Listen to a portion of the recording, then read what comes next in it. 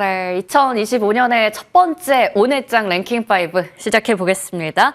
오늘장에서 꼭 챙겨봐야 하는 이슈들이 또 많죠. 두 분 모시고 함께 할 텐데요. 신한투자증권 황유연 PB팀장, 더커넥트머니 박철순 이사 나오셨습니다.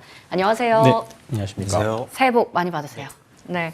일단은 오늘 또 이야기를 해볼 게 많은데 사실 지수상으로 봤을 때는 해만 그냥 바뀐 것 같아요. 2025라고 새해라는 그것만 있지 전반적으로 분위기 비슷한 것 같습니다. 외국인과 기관이 모두 다 팔고 있고 코스피 지수도 2,400선 아래에서 움직이고 있고요. 그런 가운데 정말 제한적인 수급들이 많이 모이고 있는 게 바로 오늘은 로봇입니다. 레인보우 로보틱스, 기존에도 삼성전자에서 지분을 좀 가지고 있었는데 이번엔 아예 이제 최대 주주가 됐죠. 삼성전자가. 그만큼 지분을 늘렸다라는 것은 앞으로 삼성전자도 로봇에 있어서 굉장히 많은 또 공을 들이겠다라고 우리가 해석할 수가 있겠습니다. 이 이슈 속에서 레인보우 로보틱스의 주가는 보시는 것처럼 상한가 여전히 기록을 하고 있는 중이고요. 전반적으로 로봇 섹터에도 훈풍이 깃들고 있는 상황이에요. 일단은 삼성전자라는 그 타이틀이 주는 의미가 상당히 큽니다. 거기다가 시너지를 낼 거라는 부분에 대해서도 기대감을 우리가 많이 가져갈 수가 있을 텐데요. 다만 시장에서는 이미 앞서 제가 말씀드렸던 것처럼 삼성전자와 레인보우 로보틱스 간에도 관계가 있었기 때문에 이미 알고 있기도 했고 그러다 보니까 이게 단순 테마성의 움직임이 되는 거 아니냐, 오히려 오버슈팅이 되진 않을까라는 우려도 있습니다. 오늘 로봇주의 상승 어떻게 해석해야 될까? 먼저 저희 황유연 팀장님께 질문 드릴게요. 로봇주가 강할 것 같긴 했는데 네. 상당히 오늘 좋은 맞습니다. 모습을 보여주고 있습니다. 오버슈팅으로 가진 않을까요? 아니면 좀 지속될 수 있을까요? 글쎄요. 오버슈팅을 판단하는 기준은 사람마다 다르긴 하겠습니다만 저는 이렇게 일단 생각을 해보고 싶습니다. 우리가 로봇주라고 하면 사실 지금 로봇 대부분의 종목들이 밸류에이션에 맞는, 지금 시총에 잘 맞는 실적을 내고 있지는 않은 상황입니다. 어떻게 보면 테마주의 양상을 사실 보여줬었죠. 근데 과거의 전기차 관련 주식들도 과거엔 2010년 초중반 때까지만 해도 우리가 전기차 테마라고 불렀습니다. 전기 산업이라고 하지 않고. 예. 근데 어떻게 보면 그때 예상은 언젠가는 다가올 미래라고 우리가 판단을 했었죠. 근데 로봇도 저는 마찬가지라고 생각은 해요. 그러니까 여러 가지 고령화 시대, 그다음에 AI의 발달, 이런 부분들 때문에 로봇도 언젠가는 다가올 미래라고 생각을 하고 있고, 이 부분들이 굉장히 2차 전지하고 저는 많이 닮아 있다고 생각합니다. 대기업들이 굉장히 많이 다들 하나씩 하고 있고, 자회사를 가지고 있든 아니면 직접 개발을 하든 외국계 회사를 편입을 하든 하고 있고, 그 다음에 그와 관련된 밸류 체인들이 어느 정도 많이 각 부품별로 소재, 장비들 해서 다 형성이 되어 있는 상황입니다.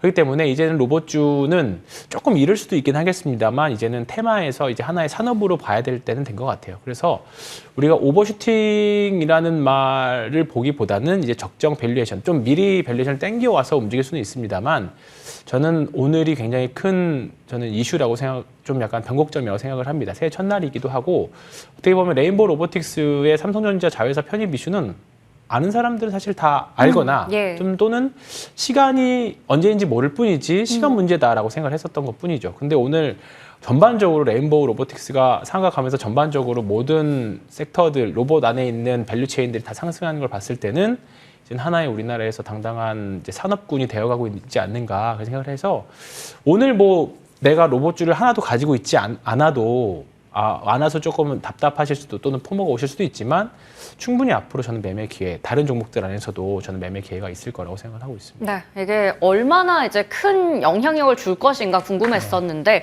단순 테마가 아니라 이제 로봇도 하나의 주도 섹터가 될 수 있다, 주도 산업이 될 수 있다라고 좀 말씀을 해주셨습니다. 그런 가운데서 오늘 로봇주들의 시세가 여전히 잘 가고 있는데 이게 삼성전자만 로봇에 있어서 굉장히 또 힘을 쓰겠다라고 얘기한 게 아니라 글로벌 시장에서 로봇 관련해서 경쟁력이 더 이제 커지고 있는 상황이거든요. 테슬라가 기존에 좀 쥐고 있던 그런 휴머노이드 시장에 엔비디아도 이제는 참전을 하겠다. 와, 상반기면 곧입니다. 휴머노이드 로봇 출시 예정이다. 이런 계획을 밝혔어요. 이것도 분명히 큰 뉴스인 것 같은데 구체적으로 우리 증시 안에서 실수혜를 받을 분야가 궁금합니다.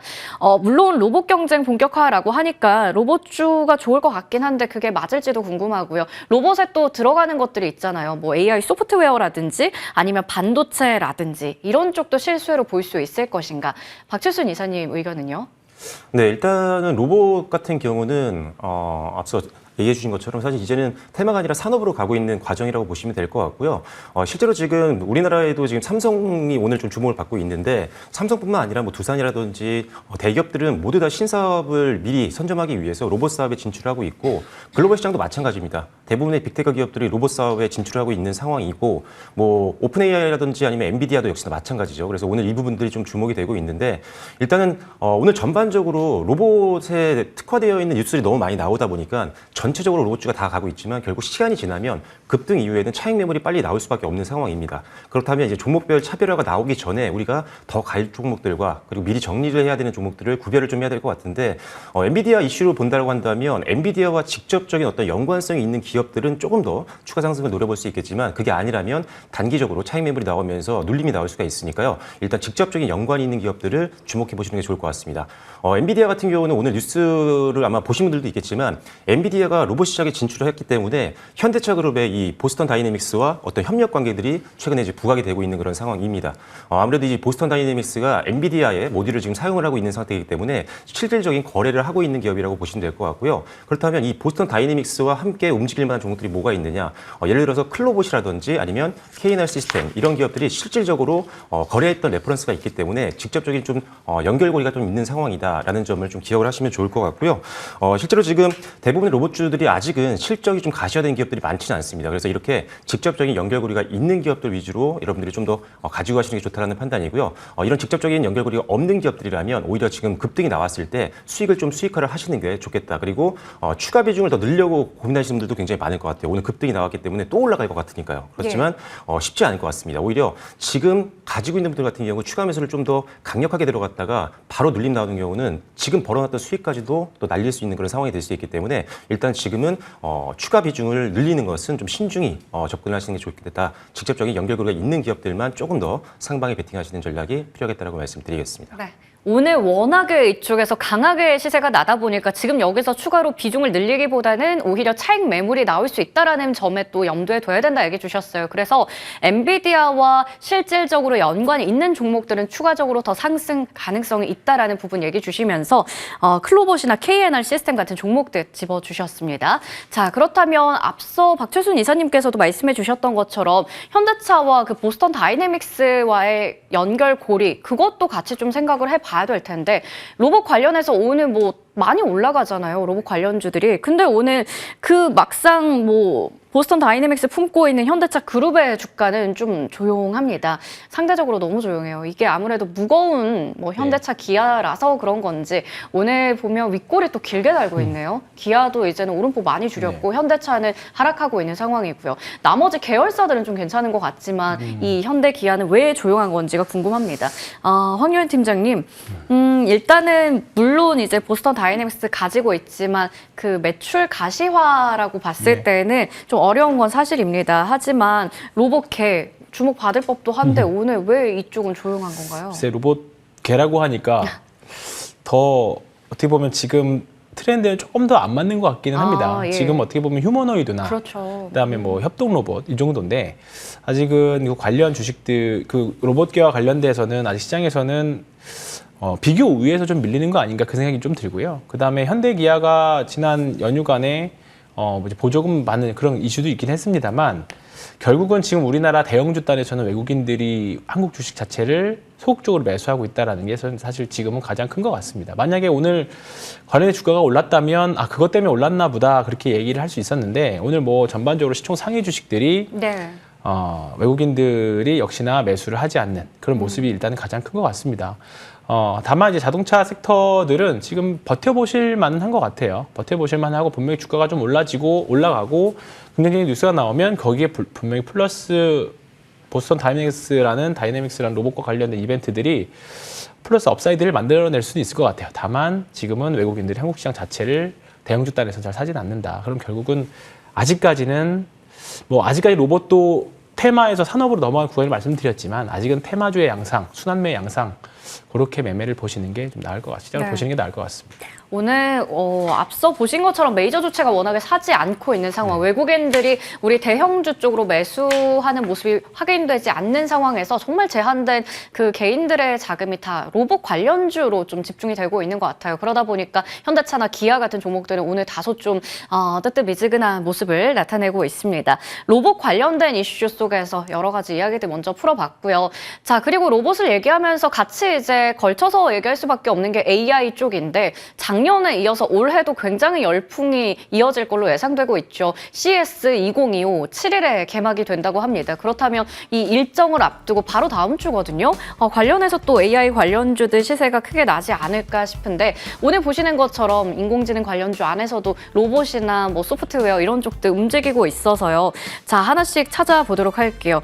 웨드부시 쪽에서 미국 증시에서 이 올해 유망한 종목들을 꼽았는데 1위는 뭐 단연 엔비디아를 선정했고요. 그리고 팔란티어를 꼽았다라는 것도 눈에 띕니다. 지난해 봤을 때 상승률 1위가 팔란티어였거든요. 그만큼 우리 증시에서도 AI 소프트웨어 쪽이 상당히 좋은 모습을 보여줬었어요. 그래서 AI에 대한 기대감 계속 커지는 가운데 뭐 이러한 이슈들이 오늘 AI 소프트웨어 강세 배경이다 이렇게 좀 해석해도 괜찮은 건지 박철순 이사님 어떻게 보시나요?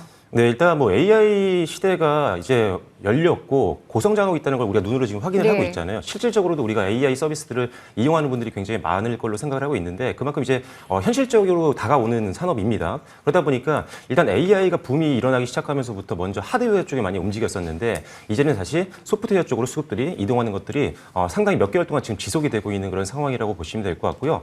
특히나 사실 이 소프트웨어 같은 경우는 사실 많은 기업들이 있지만 이 안에서 실적이 나왔던 기업들이 그렇게 많지는 않았습니다. 하지만 최근 들어서 흑자 전환을 하고 있는 기업들이 상당히 많이 생기고 있기 때문에 이제는 실적까지도 우리가 기대를 해볼 수 있는 상황이 만들어지면서 AI 소프트웨어들이 일단 최근에 강세가 많이 나왔었고 잠시 눌림이 나왔지만 재차 반등이 또 세게 나오고 있는 그런 상황입니다. 일단은 앞서 말씀드린 것처럼 AI 관련된 어떤 소프트웨어를 개발하고 있는 기업들 중에 실질적으로 지금 관련된 솔루션이라든지 서비스들이 매출로 이어지고 있는지를 확인을 좀 해보시는 게 굉장히 중요하다는 판단이고요. 실질적으로 업계에서 어떤 평가를 받고 있는지 긍정적인 평가를 받고 있는지도 확인해 보시면 좋을 것 같습니다. 지금 AI 소프트웨어 관련된 종목들 대표적인 종목들이 굉장히 많이 있는데 그중에 뭐 이스트 소프트가 최근에 가장 또 강한 흐름들을 보여줬던 종목이었는데 AI 검색 엔진 같은 경우도 굉장히 호평을 받았었고요. 그리고 지금 페르소.ai라고 해서 이게 지금 마이크로소프트에 이제 계약을 해서 납품을 하기 시작을 했거든요. 근데 지금 MS가 이 페르소.ai를 선택했다는 것 자체가 기술에 대한 어떤 신뢰도라든지 기술력을 인정을 했다라고 볼 수가 있기 때문에 마이크로소프트를 필두로 해서 글로벌 기업들과의 추가적인 계약도 기대감이 높아지고 있는 상황이어서 이스트 소프트를 최고 탑픽으로 지금 보고 있는 상황이고요. 그 이외에 지금 사실 한컴미드라든지 한국화컴퓨터라든지 한컴 계열도 사실 굉장히 좋습니다. 주가도 그렇게 부담스럽지 않은 구간이기 때문에 중장 차트로 보시면 상당히 고점 대비 많이 할인되어 있는 구간이라고 보여지기 때문에 한컴 계열 또는 폴라리스 오피스 계열도 한번 눈여겨보시면 좋을 것 같습니다. 네, 한컴 계열이나 뭐 폴라리스 오피스 계열도 얘기해 주셨고 무엇보다 이스트 소프트를 탑픽으로 보고 계시다라고 좀 얘기를 주셨네요. 이스트 소프트 어떤 점에서 제일 좋게 보시는 거예요? 네, 일단은 지금 앞서 그 CES에 대해서 언급을 해주셨잖아요. 네. 일단은 CES를 앞두고 가장 또 이 CES에서 뭔가 유의미한 결과를 발표할 수 있을 만한 기대감이 높은 게 이스트 소프트라는 판단이고요. 앞서 말씀드린 것처럼 AI 검색 엔진 자체도 굉장히 호평을 받는 상황이고 그리고 MS와의 이런 계약을 통해서 여기서 실질적으로 어떤 성과가 나왔는지에 대해서 발표를 지금 CES에서 할 것으로 지금 예상을 하고 있는 상황이거든요. 그래서 일단 가장 기대감이 높은 대표 종목이 이스트 소프트여서 이벤트 드리븐 전략을 봤을 때도 상당히 기대감이 좀 있는 상황이다. 라고 보시면 될 것 같고 다만 이런 일정 매매가 최근에 보면은 일정이 있는 날 세론이 나오는 경우가 상당히 많아요. 네. 그래서 일단은 지금 충분히 지금도 분할 매수 관점에서 접근은 가능한 영역인데 정고점 또는 CES 발표 날, CES가 시작되는 날 오히려 세론이 나올 수 있으니까요. 미리 좀 선점해서 빠르게 수익화를 시키는 전략으로 대응하시는 게 중요하다는 생각입니다. 네. 지금 딱 선점을 해서 우리가 일정을 앞둔 상황에서는 또 수익을 실현하는 단기적인 전략으로 접근해보자 얘기 주셨어요. 오늘 박철순 이사님의 원픽 이스트 소프트까지 확인해봤습니다. 자, 그리고 AI와 연결된 건 뭐 소프트웨어뿐만 아니라 정말 많습니다. 반도체도 있고요. 반도체 새해 투톱 한번 이야기 좀 해보려고 하는데 오늘 뭐 새해 첫날부터 너무 부진합니다. 이것도 사실 어떻게 보면 외국인들이 안 사고 있어서일 수도 있는데 삼성전자가 1% 넘게 낙폭 좀 키워가고요. SK하이닉스도 17만 원 선 약간 위태위태합니다. 2% 정도 내려가서요. 이것도 아무래도 오늘 코스피 쪽 힘 없는 이유 중에 하나가 될 것 같아요. 삼성전자 목표 주가는 뭐 워낙에 하향 조정되고 있는 상황이고 그래도 AI 시장 커지면 앞으로 그 HBM은 올해도 주목을 받을 거기 때문에 삼성전자도 HBM 가능성 커진다 볼 수 있을 것 같고 증권가에서는 여전히 사실 SK하이닉스 최선호주로 꼽고 있거든요. 근데 오늘 부진한 이유 황교안 팀장님 이것도 외국인 수급 때문인가요? 서두에 앵커님께서 말씀해 주셨던 것처럼 뭐 해만 바뀌었을 뿐이지 저는 뭐 특별하게 바뀐 건 없다라고 봅니다. 아직까지는 외국인들이 한국이라는 나라의 주식을 안 사고 있다. 이게 가장 큰 것 같아요. 네. 우리나라 일단은 정치 변동성, 정치와 관련된 이슈들, 상법 개정안과 관련된 이슈들이 조금 이제 긍정적으로 바뀐다라고 하면 지금 불확실성으로 되어 있는 부분들이 이제 해소가 된다라고 하면 사실 가장 먼저 매수할 종목들이 이런 종목들일 거라고 봅니다. 근데 다만 지금은 계속 매도 또는 또 좀 일정 부분 떨어지면 또 매수 들어오고 그냥 그런 정도에 왔다 갔다 하는 그냥 단기 박스권 정도에서의 움직임인 것 같습니다. 그렇기 때문에 지금은 관망의 자세가 계속 좀 의미가 있을 경우 가장 나을 것 같고요. 그리고 일단 시장에서는 하드웨어보다는 소프트웨어 쪽으로 더 시장의 수급이 가다 보니까 상대적으로도 사실은 좀 약한 것 같아요. 그래서 삼성전자가 지금 당장 이제 3 통과를 하더라도 시장에서는 사실 조금 타이밍이 지났기 때문에 지금 구간에서는 뭐 시장 3보다는 더 큰 뭐 4라던가 더 그 이상의 것을 해결책이 좀 나와줘야 되는데 이 부분들이 계속 요원하고 지금 4분기 영업이익 실적 계속 하향 조정되고 있거든요. 그리고 내년도 올해도 그렇고요.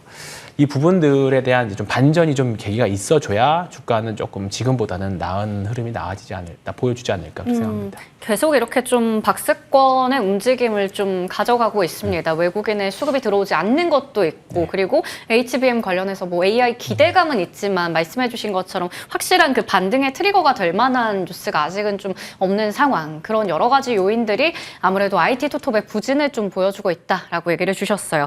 자, 그러면요. AI 관련해서 소프트웨어 쪽으로 결국 또 이동하다 보니까 이런 IT 투톱이 쉬어가는 것도 있는데 다른 수급들 보면 또 전력 설비로 이동하는 쪽도 있는 것 같아요. 오늘 보면 전력 설비가 좋은 모습을 보여주고 있습니다. 변압기나 전선이나 뭐 이런 쪽들이요. 가온전선이 11%대 급등 보여주고 있네요.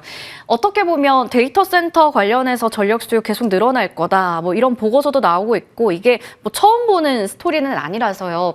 여전히 우리가 알고 있던 부분의 모멘텀이 지속되고 있는 건데 그렇다면 이제 쉴 만큼 쉬고 다시 달리는 걸까? 박철순 이사님, 이제 쉴 만큼 좀 쉬었으니까 다시 전고점 향해서 갈 수 있을까요? 이미 전고점에 온 종목들도 많이 있습니다. 예. 네, 그래서 사실 지금 우리가 항상 주식 투자할 때 가장 중요한 게 뭐냐면 실적이잖아요. 근데 실적과 가장 직접적으로 연동되는 게 수주 잔고입니다. 근데 사실 뭐 현대 일렉트릭을 예시로 들면 제가 작년 초에 방문을 했었는데 이미 3년치 일감이 거의 쌓여 있는 상태였거든요. 해외 구매팀에 확인해 보니까 그만큼 이미 수주가 안정적으로 쌓여 있어서 일단 실적에 대한 안정성을 확보한 기업이고요. 그만큼 몇 년치가 쌓여 있다는 것 자체가 그만큼 전방 산업에서 수요가 그만큼 많다는 겁니다.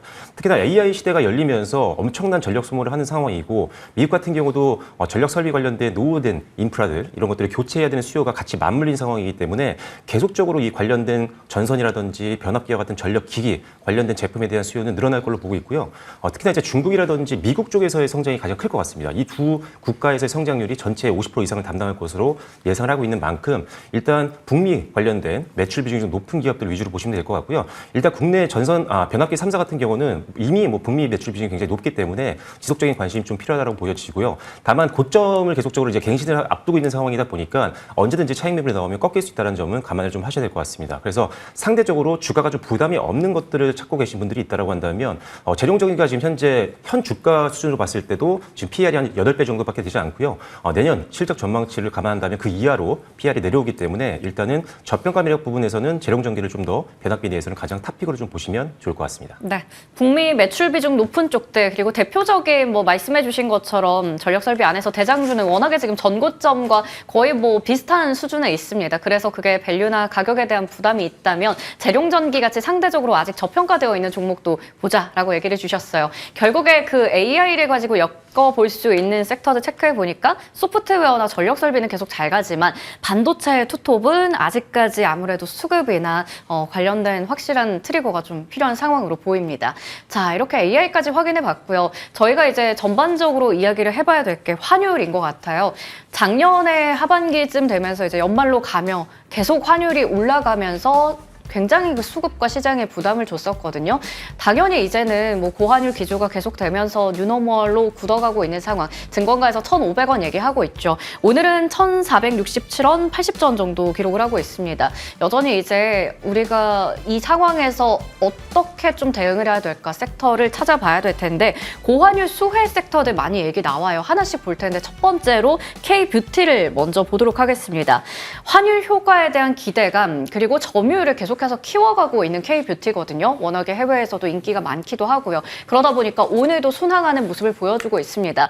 그런데 이 고환율의 스토리가 계속 이어진다면 분명히 그 모멘텀 떨어질 수도 있고 사실 지난주에도 보면 환율이 엄청나게 올라가니까 또 너무 과하다 이런 느낌으로 K-뷰티가 꺾이기도 했었거든요. 환율 효과 언제까지 가져갈 수 있을까? 황유현 팀장님, K-뷰티 관련주 환율에 대한 모멘텀은 얼마나 갈 수 있을까요? 글쎄요, 뭐 K-뷰티를 단순하게 환율로만 놓고 해석할 수는 없을 것 같아요. 예. 일시적으로 플러스 알파가 되는 요인이지 환율로 올라가는 그런 섹터는 일단 아니라고 생각을 합니다. 일단은 당연히 환율이 올해 4분기 때 굉장히 좀 많이 올라서 수출주 같은 경우에는 수혜를 좀 일시적으로 보일 수도 있을 것 같고요. 다만 화장품을 말씀하신 했습니다만 조선주의 일부 같은 경우에는 해지도 많이 되어 있거든요. 그래서 고환율이라고 해서 무조건적으로 수혜를 본다라고는 말씀드릴 수는 없어요. 각 회사마다 한번 전자공시를 보면서 이게 해지가 되어 있는지 오픈이 되어 있는지도 봐야 되는 거고요. 반대로 단순하게 환율 이슈로만 주가가 올라갔다라고 하면 나중에 환율이 다시 제자리로 조금 더 지금보다 내려온다라고 하면 주가에도 또 큰 타격이 있을 수 있기 때문에 그런 부분들은 잘 가려서 생각을 해야 됩니다. 근데 환율과 상관없이 주가가 올라가려면 이 기업이 진짜로 성장하고 있는지를 봐야 되거든요. 근데 지금 K-뷰티는 그런 대표적인 업종이라고 생각을 합니다. 단순하게 국내에서만 파는 이제 세일즈가 많이 되는 게 아니라 북미를 넘어서 중국까지도 진출하고 있는 기업들이 많이 있어요. 근데 이게 다 중국에 처음 진출하는 기업들이거나 다 북미에 처음 진출해서 작년에 아주 좋은 성과를 냈기 때문에 이 기조는 저는 조금은 더 특히나 이번에 블랙 프라이데이 매출을 보면 일본이나 프랑스 화장품들 다 또 역시나 이번에도 눌렀거든요. 그렇기 때문에 이 추세는 당분간은 조금 더 이어져 갈 수 있다. 왜냐하면 아직까지는 아직 K-뷰티나 대표적으로 그 라면 같은 우리나라 K-컬처 관련된 그런 컨텐츠들을 아직 접하지 못한 외국인들이 꽤 많이 있기 때문에 아직 이 추세는 조금 더 저는 이어져 갈 수 있을 거라고 봅니다. 환율에 대한 효과 플러스 알파처럼 더 가져갈 수 있다 얘기를 주셨고요. 환율뿐만 아니라 방금 전에 자료 보신 것처럼 수출에 대한 모멘텀을 크게 가져갑니다. 워낙에 K-뷰티 그리고 미용기기까지 같이 수출에 있어서 상당한 성과를 내고 있는 상황인데 그러면 팀장님 뷰티라는 영역 안에 화장품도 있고요. 미용기기도 있습니다. 하나 딱 고르자면 어느 섹터가 더 매력적인가 그것도 궁금하고요. 그 안에서도 최선호주를 꼽는다면요? 지금은 저는 가는 종목들 주도주가 더 잘 간다. 좀 높이 있더라도 그 생각입니다. 좀 의료 미용 기기 중에는 APR 같은 종목은 밑에 있기 때문에 매수하시긴 편하지만 상대적으로 답답하실 수도 있고요. 다만 위에 있는 파마리서치나 VT 이런 종목들을 보면 무서울 수도 있지만 시장의 주도주로 되어 있는 종목들이기 때문에 또 시장이 이쪽이 셀 때는 또 강력하게 강한 모습을 보여주고 있습니다. 특히 이제 VT 같은 경우에는 이제 지금 북미 쪽에서만 매출 비중, 일본하고 북미에서만 매출이 많이 나오고 있는데요.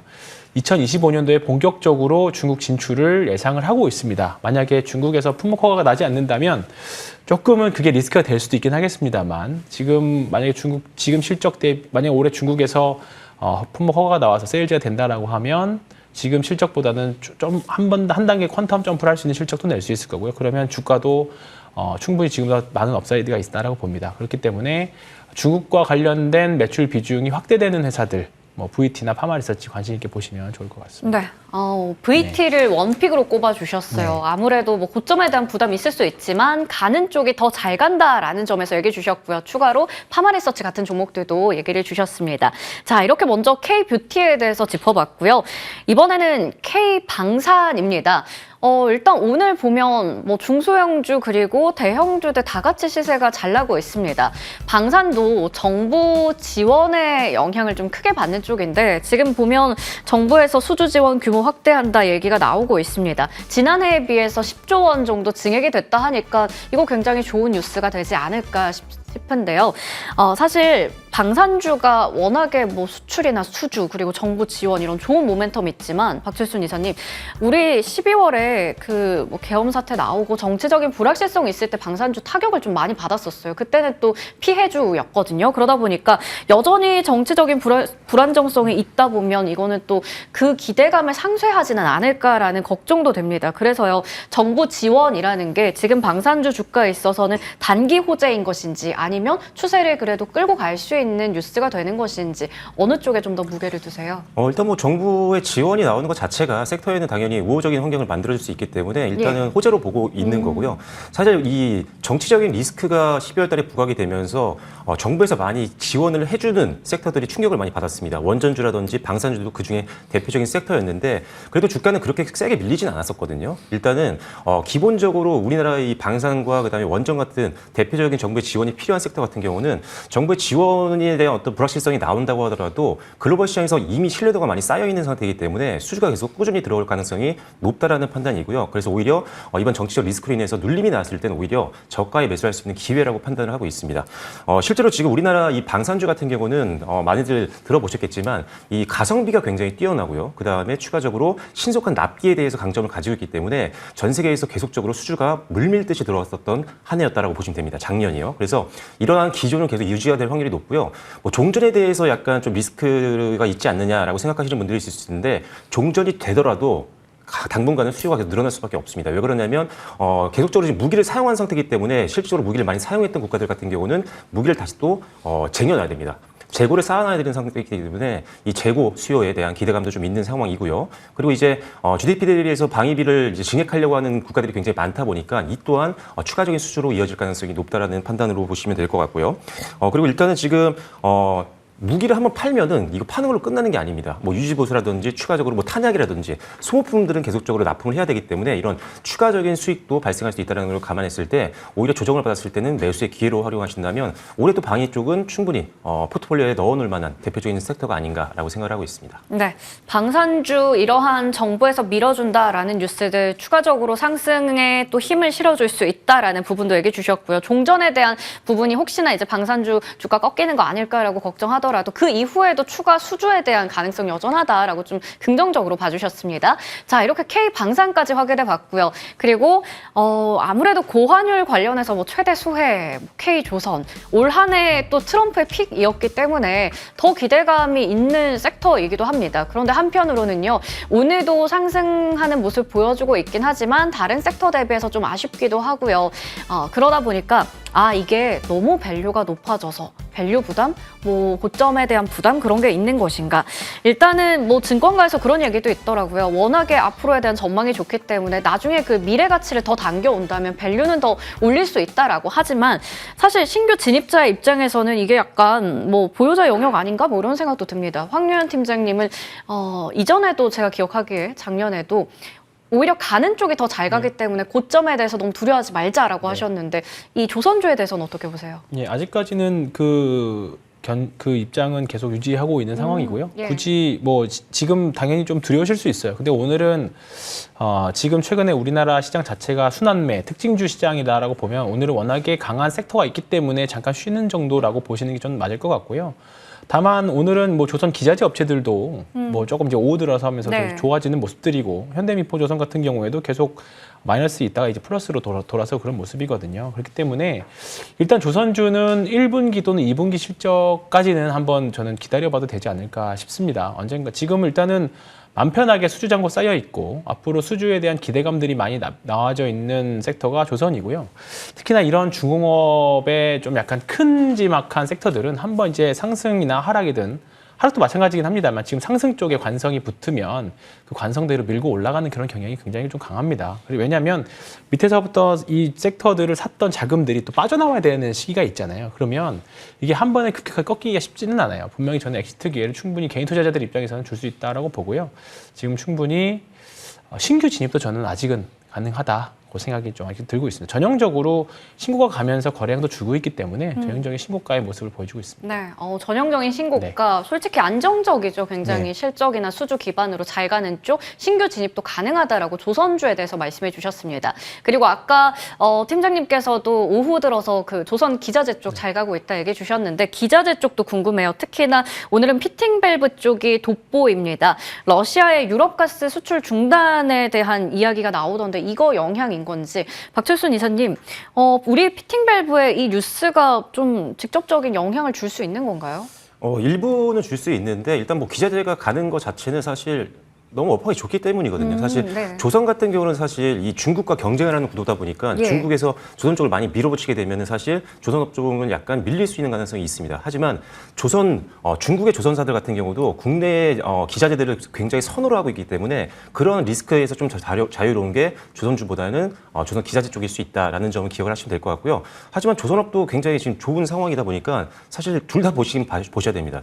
조선업 같은 경우 지금 이제 피크아웃이 아니냐 이런 논란들이 좀 나오고 있는 것 같은데 일단은 시간이 지날수록 수익성은 더 개선될 가능성이 높습니다. 과거에 이제 수주를 했었던 저선가의 선박들의 비중이 점점 더 줄어들고 있는 상태고요. 시간이 지날수록 LNG선이라든지 LP선이라든지 또는 암모니아선과 같은 고마진의 선박들 매출 비중이 더 높아지고 있는 상황이기 때문에 영업이익이라든지 아니면 수익 같은 경우가 더 개선될 가능성이 높다라고 생각이 됩니다. 그래서 이런 것들을 감안했을 때 충분히 추가적인 상승도 기대를 해볼 수 있다는 판단이고요. 기자재 업체들이 상대적으로 지금 이 조선업 대비했을 때 주가가 좀 많이 바닥권에 있는 종목들도 굉장히 많이 있거든요. 그래서 상대적으로 덜 오르는 종목들은 수단매를 고려해서 저가 매수에 기회가 될 수 있다는 판단입니다. 그래서 개인적으로는 세진중공업이 이제 데크하우스라든지 아니면은 LPG, 탱크 관련된 쪽에서는 1위 기업인데 상대적으로 조선업 대비했을 때는 주가가 많이 올라가지 못한 상황이어서 저평가 매력을 좋아하시는 분들 같은 경우는 천천히 담아가기에 세진중공업 또는 자회사인 일승이라든지 동방성기 같은 경우도 묶어서 한번 보시면 좋을 것 같습니다. 네. 조선이나 조선 기자재 여전히 좀 긍정적으로 봐주시네요. 두 분 모두요. 특히나 뭐 지금 러시아 대유럽 가스 수출 중단 뉴스 영향을 받아갈 수도 있겠지만 그 업황이 너무 좋다 보니까 낙수 효과도 같이 가져가고 있고 오히려 올랐지만 지금도 진입 가능하고 만약에 오르지 않은 덜 오른 쪽에서 찾는다면 세진중공업도 좋다라는 말씀도 해주셨습니다. 이렇게 오늘 고환율 기조 계속되는 가운데 K뷰티, K방산, K조선까지 저희가 자세하게 풀어봤습니다. 자, 오늘 두 분 말씀 여기까지 들을게요. 지금까지 신한투자증권 황유현 PB팀장, 더커넥트머니 박철순 이사와 함께했습니다. 말씀 고맙습니다.